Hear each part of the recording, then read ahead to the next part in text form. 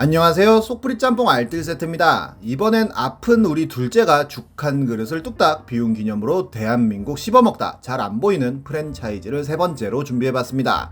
그럼 한번 볼까요? 첫 번째는 강호동의 678입니다. 이경규의 압구정 김밥과 돈치킨 등이 성공을 하며 강호동도 프랜차이즈 사업을 한 적이 있는데요. 바로 강호동의 678이었습니다. 처음엔 강호동의 백정이라는 이름으로 만든 삼겹살 집이 대박이 나며 한인타운에도 지점을 내는 등 승승장구하는데요. 아예 강호동의 678이라는 브랜드를 만들며 백정뿐만 아니라 강호동의 678찜, 강호동 천하, 678 플러스, 치킨 678 등 많은 브랜드를 만들고 전국 곳곳에 가맹점주를 모집합니다. 지금의 백종원 가게마냥 2000년대 중후반 때는 어딜 가나 강호동 얼굴이 보였던 기억이 나는데요. 그런데 이렇게 연예인 얼굴 걸어놓은 프랜차이즈의 장점이자 단점은 바로 그 연예인의 인기와 함께 흥망성쇠를 한다는 점입니다. 강호동이 1박 2일과 무릎팍도사로 최고의 주가를 달릴 때야 678도 함께 떡상했지만 강호동의 세금 탈세 의혹이 불거졌고 강호동이 은퇴를 선언하며 함께 떡락한 것입니다. 강호동이 국세청에서 세무조사를 받은 결과 과소납부 판정을 받아 7억 원의 세금을 추징받은 건데요. 강호동의 담당 세무사가 필요경비에 해당한다고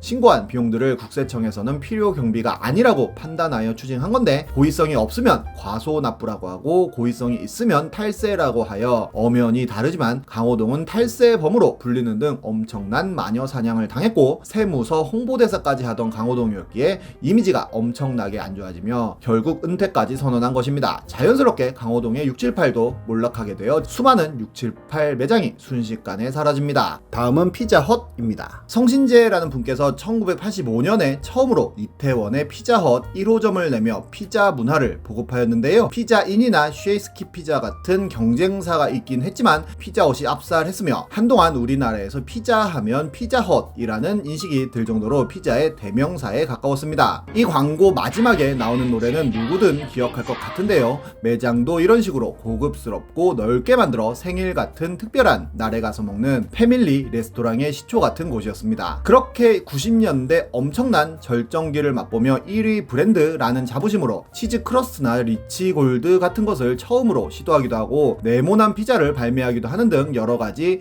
선구자적인 모습을 보여주기도 했습니다. 특히나 리치 골드는 출시 6개월 만에 300만 판이 돌파하기도 하는 등 엄청난 빅히트를 치며 일본 피자 헛에서 기술을 배워가기도 했었는데요. 하지만 도미노나 미스터 파파존스 같은 경쟁사들이 우후죽순 생겨나고 피자의 땅이나 피자스쿨 같은 저가 동네 피자도 많이 생기면서 동네 피자에 비해 가격은 비싸지만 그렇다고 퀄리티가 썩 좋지는 않은 애매한 포지션이 되어버립니다. 런치 메뉴 같은 걸 시도하는 등 여러가지 가격 베리에이션을 줬지만 그럼에도 불구하고 다른 곳보다 비쌌고 심지어 영어 페이지에서 주문하면 한글 페이지보다 더 싸게 먹을 수 있기도 하는 등 이해하기 힘든 가격 정책을 쓰기도 하며 점점 경쟁력을 잃어갑니다. 한 커뮤니티엔 피자헛에서 오랫동안 알바를 했던 분이 쓴 글이 올라왔는데, 피자헛에서 선보인 빅4라는 네모난 피자에 대한 이야기였는데요. 빅4를 사면 당시 최고 인기였던 가수들의 앨범까지 주는 프로모션을 했는데 보통 두 가지는 잘 팔리는 메뉴, 두 가지는 안 팔리는 메뉴로 만들다 보니 사람들은 안 팔리는 메뉴 때문에 잘 안 사 먹게 되었고, 게다가 네모난 모양 때문에 각종 부수기구들을 가맹점주들이 강제로 구입해야만 하다 보니 결국 몇 개월 만에 없어지는 참사가 일어났다고 합니다. 그리고 얼마 있지 않아 피자헛에서는 피자헛이 사라진다 캠페인을 하며 막장을 달렸다고 하는데요. 피자헛이 파스타헛으로 이름을 바꾸면서 유럽에서 반응이 좋았는데 이를 한국 피자헛에서도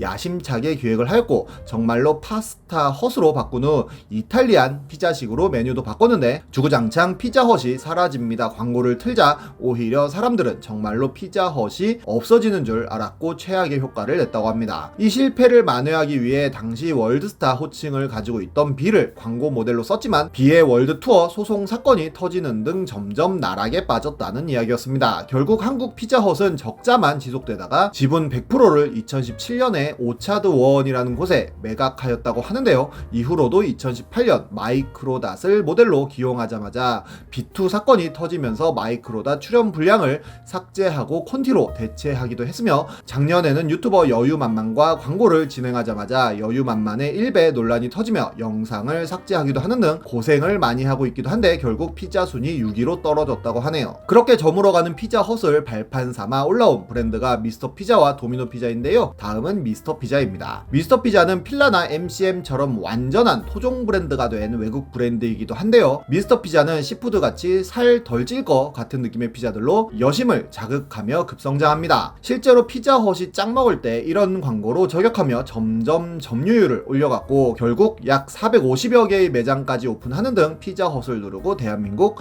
1위 피자 브랜드가 됩니다. 중국과 미국에도 진출하며 글로벌 기업으로 불리기도 하였고 코스닥에도 상장까지 할 정도였는데요. 피자 뷔페까지 만들면서 큰 인기를 모으기도 합니다. 다른 곳보다 피자 가격은 비싸도 어마어마한 할인을 붙이면서 제가격 주고 사먹는 사람은 거의 없었던 기억도 나는데요. 그런데 우먼스데이 할인 같은 여러 할인들을 본사가 지원하는 것이 아니라 가맹점주가 100% 부담하는 것으로 드러나고, 통신사 할인 역시도 통신사 45%, 가맹점주 40%, 본사 15% 비율로 부담하는 것으로 드러나 문제가 되기도 했습니다. 2015년 PD수첩을 통해 방송된 내용은 굉장히 충격적이었는데요. 가맹점주들이 부당한 광고비와 할인 부담에 대해 항의하자 가맹점주 회장과의 계약을 일방적으로 해지한 것입니다. 게다가 피자 치즈를 가맹점에 공급할 때 회장의 친인척이 만든 업체를 무조건 끼워 팔기 하기도 하고, 이런 갑질을 못 버티고 미스터 피자에서 탈퇴한 점주들이 피자 연합이라는 조합을 만들어 매장을 내자 해당 매장 근처에 직영점을 낸 뒤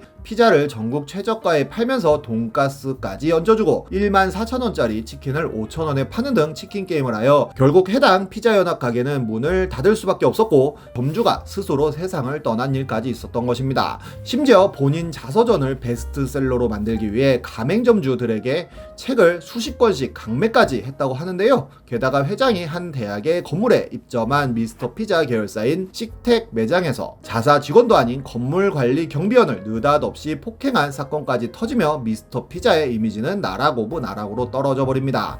회장이 진심으로 사과드린다며 사과문을 내기도 했지만 참으로 무성의하기도 했는데요. 결국 미스터 피자 불매 운동이 엄청나게 불었고 이때 꺾인 매출은 다시 돌아오지 않고 있으며 2020년에는 페리카나에서 미스터 피자를 인수하여 피자와 치킨을 같이 팔려고도 했지만 오히려 페리카나의 순이익이 많이 줄어 실패한 인수로 평가되고 있다고 하네요. 여담이지만 보복 출점에 대해서는 싸게 파는 게 죄는 아니라며 무죄를 받았다고 합니다. 미스터 피자와 이름이 비슷한 미스터 도넛도 있었는데요. 일본에서는 던킨을 몰아낼 정도로 흥한 브랜드인데 1983년 처음 한국에 들어왔을 땐 망했지만 2007년 GS에서 다시 수입해오며 초반에는 나름 대박이 납니다. 매장에서 직접 만들다 보니 미스터 도넛만의 신선한 맛이 있어 이를 좋아하는 분들이 많이 찾았지만 새로운 메뉴 개발이나 마케팅이 많이 부족했고 던킨과 크리스피라는 절대 강자가 두 개나 있는 상황에서 가맹 점수를 많이 늘리지 못하다 보니 경쟁력을 잃어갑니다. 결국 GS는 미스터 도넛에서 손을 뗐고 지금은 홈페이지마저 사라지고 없습니다. 미스터 피자처럼 외국 기업을 한국에서 인수한 회사로는 스무디 킹도 있었는데요. 소다수 가게 점원이던 스티브 쿠노가 본인의 저혈당을 고치기 위해 과일에 여러가지 영양분을 첨가해 만든 음료수가 미국에서 대박이 났고 한국에는 2003년에 들어와 건강음료의 상징 같은 역할을 합니다. 2005년부터 2007년까지 명동 1호점의 매출은 전세계 매출 1위를 기록할 정도로 장사가 잘 되는데요. 결국 돈을 많이 번 한국 법인이 미국 본사를 2012년에 인수까지 합니다. 2015년에는 신세계 푸드에서 국내 판매권을 인수하면서 신세계 포인트까지 사용할 수 있게 되는데요. 하지만 이미 굉장히 많은 음료 브랜드가 있는 상황에서 스무디 킹은 적자를 면치 못했는데 쓸데없이 너무 비싼 가격 때문에 한두 번이야 사먹긴 하겠지만 지속적으로 사먹기엔 커피보다 경쟁력이 떨어지지 않았나 싶습니다. 1+1 행사를 하는 등 파격적인 마케팅을 했지만 그렇게 성공하진 못했고 결국 지금은 이마트 편의점의 샵인샵 브랜드로 스무디 킹을 볼 수 있기도 합니다. 국대 떡볶이나 공차가 영업하는 이마트24가 있다고도 하네요. 요즘에도 이렇게 많은 가게들이 치열한 경쟁을 하고 있기도 한데요. 어떤 프랜차이즈가 살아남을지 궁금하네요. 지금까지 속풀이 짬뽕 알뜰 세트였습니다.